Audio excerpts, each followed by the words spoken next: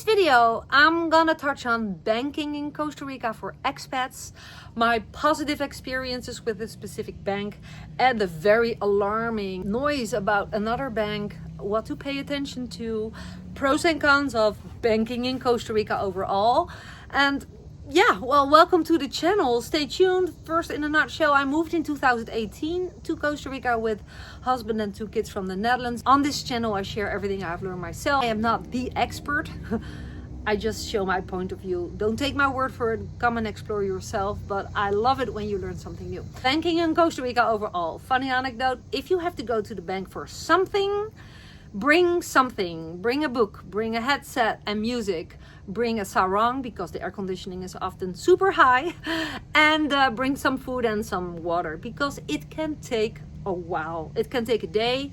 It could even take a couple of days because, for example, when you want to open a bank account, a big bank account, because maybe you want to sell a house and you need to be able to receive a lot of money. You need a specific account, you need to show where the money comes from. You need specific paperwork, and that's a lot of work for the employee to open up a bank account that way. Sometimes at the end of the day, when it was finally your turn, they send you home because the list they gave you to bring the paperwork was not complete. Don't be frustrated. This happens to all of us. And just be patient and just adjust. This is just the way it goes. Always, in general, if you go to a government appointment, it can take a whole day. It can take longer. Don't be frustrated about it. Okay, that is just practical. Now, banking, specific banks. I am not a bank expert. I just say I used Banco Nacional because that was my guess. When I just came here, I needed to open a bank account. My attorney helped me because we were building a house. I need to pay the workers through banking and stuff through a Costa Rica bank. So I opened up that bank account. It was Banco Nacional. It worked great. However, 7 years later, more or less, last year, several of my friends, not just 1 or 2, but like 5 of my friends, can you imagine how many other people were a victim of scamming? There were bank employees working for Banco Nacional calling up clients with, I don't know, weird information that they had to give some information to preserve an account or blah, blah, blah. And they said yes or gave some information. And there was a lot of money stolen from all these people. I had one friend, $8,000. Other friend, $3,000, $500. Huge amounts, seriously. So I never dove into the situation because I'm like, what can I do? But I just decided to close my Banco Nacional account and to open up another bank. Now, this is not just something that, of course, specifically happens in Costa Rica because Costa Rica is a corrupt country. Don't take me wrong. That's not my message. Costa Rica is not a corrupt country overall. I think it's a very trustworthy country, but corruption happens everywhere.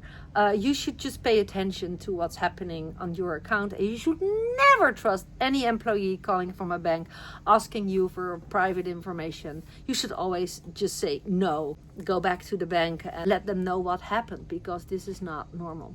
So that's just first, I wanted to highlight that. Then secondly, I found out that over the years since I moved here, so now it's 2026 when I'm making this video, 8 years ago exactly, I came here. Banco Lafise, I don't know if it already existed, but it was not here in town. I live on the Nicoya Peninsula. Banco Lafise came and they have a lot of marketing attracting expats. So they have a translated app, they have English speaking employees, while in Banco Nacional, now it has changed because a lot of Costa Ricans working in the bank are experiencing a lot of expats coming who do not or speak bad Spanish. But in Banco Nacional, I always had to work so hard sometimes. And I'm like, if your clientele is speaking English, it would be convenient if some people spoke English or were a little bit nicer.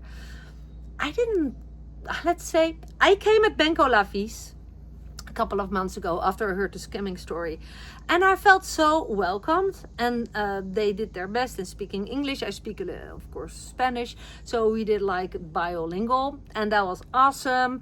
And the bank works fast. It has a great customer service.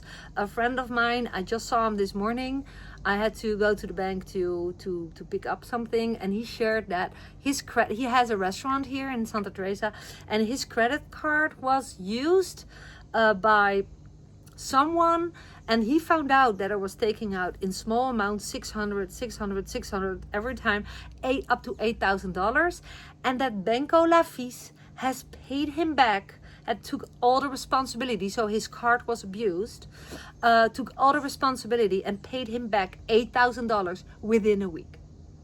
Now, those are the stories that you want to hear. I would recommend go to the bank that fits your situation best. If you are an expat, I would go to Lafise Bank because they profile expats. They have English expat related marketing. You will see. So if you buy a house and you need to do transactions and stuff, life is easy with Banco Lafise. I find their app super easy, like super easy international banking, and also very important to hear for those who have, for example, a business outside of Costa Rica and who would like to stay outside of the tax system of Costa Rica. Because why would you, right? Then it's good to know that with Banco Lafise, you have $5,000 per month doing transactions if you stay below that amount per month. So you can receive 5,000, pay bills and stuff. You can sell stuff and buy stuff. Then you don't need to show the paperwork about where the money comes from. So you stay out of the tax system, which is convenient. Well, if you have a business, of course, this is not for you.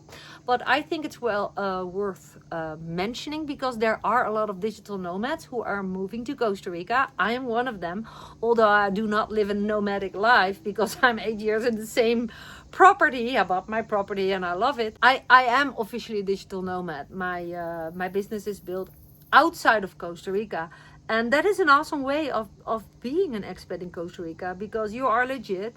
You cannot get a work permit for those who don't know yet, or very specific rules that you can get a work permit. Like 99.5% of the Costa Rica expats cannot get a work permit, period.